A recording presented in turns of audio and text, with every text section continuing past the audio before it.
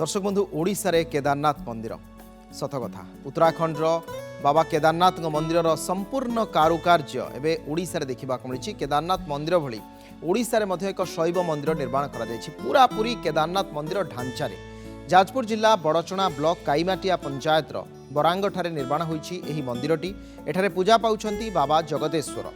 प्रभु जगदेश्वरंकर जो मंदिरर मुखशाला यह अत्यंत आकर्षणीय होईछि। विभिन्न स्थानरू पर्यटकंकर एठारे खूब भिड़ जमुछि। रीतिनीति रे एठारे पूजा अर्चना करा जाउछि। प्रभु जगदेश्वरंकर दर्शन करी आशीष भिक्षा करुछंती श्रद्धालु माने। दर्शक बंधु आपण माने देखुछंती से चित्र जहाँ अत्यंत समानता सदृश दृश्यमान होछि। एवं ए संपर्क में आमे विशुद्ध भाव में कथा हबा जे हमर हेमंत दास अछंती हमर सहयोगी ए संपर्क में विशुद्ध भाव में से सूचना प्रदान करिवे। उत्तराखंड रे थिबा केदारनाथ मंदिरर महात्म्य एवं सेठाकार परिवेश किए बा न जाने एवं सेठारे प्रत्येक दिन भक्तों सुओ छुटी थाए। से भली केदारनाथ मंदिरर जो भली भाव में कारुकार्य होईची से भली एक मंदिर जाजपुर जिले में गढ़ी उठी। विशेषकर जाजपुर जिला बड़चणा ब्लॉक रो काईमाटिया पंचायत बरांग ठारे थिबा एई द्वितीय जेमती कुआ जाउची जे काईमाटिया मंदिर जो काईमाटिया पंचायत रे ए भली भाव रे केदारनाथ मंदिरर जो भली भाव रे कारुकार्य होईची से भली भाव रे ए मंदिरर कारुकार्य करा जायची। या विशेषकर जगतेश्वर महादेव को एठारे पूजा करा जाउची एवं विशेषकर ए मंदिर ए किछि दिन हबो एठारे ए मंदिरर प्रतिष्ठा करा जायतिला एवं ए मंदिर को पाखापाखि राज्यर विभिन्न कोण अनुकोणरू एठारे भक्तों सुओ छुटुची। कहीं ना ये जो भली भाव में यार कारुकार्य करा जायछि आपण देखिले भी आश्चर्य लागिबो जे प्रकृत रे जे जो भली भाव में आपण केदारनाथ रे जो भली भाव में मंदिरर कारुकार्य देखिबे पाखापाखि सेही भली कारुकार्य करिया पई प्रचेष्टा करा जायछि एवं सेही भली कार्यक्रम मध्य करा जायछि। स्थानीय अंचल अछंती बहु बुद्धिजीवी अछंती महिला माने अछंती सेमानकर प्रतिक्रिया नेबा। आज्ञा ए मंदिर केबेटू हेलाणी एवं प्रकृत रे कोन पई ए जो कार्यक्रम करा जायछि?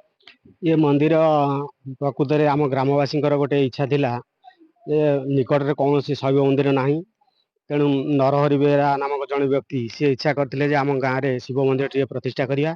से 1996 मसीह शुभ देते किंतु कौन कार्यवशतः मंदिर टी संपूर्ण हो पार ना। 2024 29 एप्रिल मसरे सत्यम दास नामक जन व्यक्ति एठार आसी उपस्थित हेले एवं सी गाँव युवक मान एकत्रित कर मंदिर टी निर्माण पाई स्थिर कले एवं आमे तांको सहयोग कलु जहाँकि एक वर्ष मध्य 2025 एप्रिल 30 तारिख अक्षय तृतीया दिन प्रतिष्ठा होता एवं आपण मैंने आज ता देखुंत जहाँ केदारनाथ सदृश निर्माण करा जायछि। प्रतिदिन पाखापाखि हजार हजार भक्त एटाକୁ आसुଛନ୍ତି। देखो ये जो केदारनाथ मंदिर भली जो कार्यक्रम कराई ये प्रकृति रे एभली कहीं विभिन्न मंदिर तो देवदेव महादेव मंदिर विभिन्न स्थान करा जायछि निर्माण करा जायछि किंतु ये जो कार्यक्रम ये जो डिजाइन एवं ये सब कारुकार्य कोन पे चिंताधारा नहीं कराई? चिंताधारा एइथि निया गला जे आमे विभिन्न प्रकार शैव मंदिर ओडिसा रे देखुछे किंतु उत्तराखंड केदारनाथ मंदिर समस्तन पई जीवा संभव होई पारनी। तेणु से आम सहित आलोचना कली स्थिर कले जे एमिति गोटे मंदिर करिया जहाँको भक्त माने बेसी आकृष्ट हेबे एवं बहु मात्रा एठाକୁ आसीबे। सेतिपई से भी मत देले आमे केदारनाथ टाइप रे एक मंदिर निर्माण करिया जहाँ आज पूर्णांग होईछि। आ बहुत दिन धरी हेई पानु नथिला सत्यम दास याकू बहुत सुंदर भाबरे गढ़ी तोलिचंती। आम गाँववासी मानकर बहुत सहयोग भरपूर रही। आ समस्ते मध्य आमे एक्साइटेड जे ए मंदिर होईछि आ हजार हजार लोक आसी पहुंचुचंती। आज तो फर्स्ट टाइम आसीछि ना किंतु परिवेश भल लागुछि। कारुकार्यटा अति सुंदर है लोक मैंने आसछंती बाहर जेमति काम सब हुए एक मंदिर से भली काम होईछि। मंदिर केबे आपण जाइतिले ना ये मंदिर? नाइ एमति कारुकार्य को मंदिर भी आमे देखिनो आगे। ये जो कार्यक्रम सब होईछि कारुकार्य होईछि এবং यार पाखरे मध्ये बहुत मंदिर अछि केमति कोन ठाकुर दर्शन कले ए जो परिवेशटा केमति लागुछि आपण? बहुत भल लागुछि बहुत सुंदर लागुछि बहुत भल लागुछि। ये सुनते महिला भक्त मान प्रतिक्रिया एवं प्रत्येक दिन जदि कहवा हजार हजार संख्या श्रद्धालु हेमंत आम शुणुलु सब श्रद्धालु प्रतिक्रिया कि भाव में से आसुंच आशीर्वाद नौ। अनेक अनेक धन्यवाद आपण विस्तृत आलोचना चर्चा।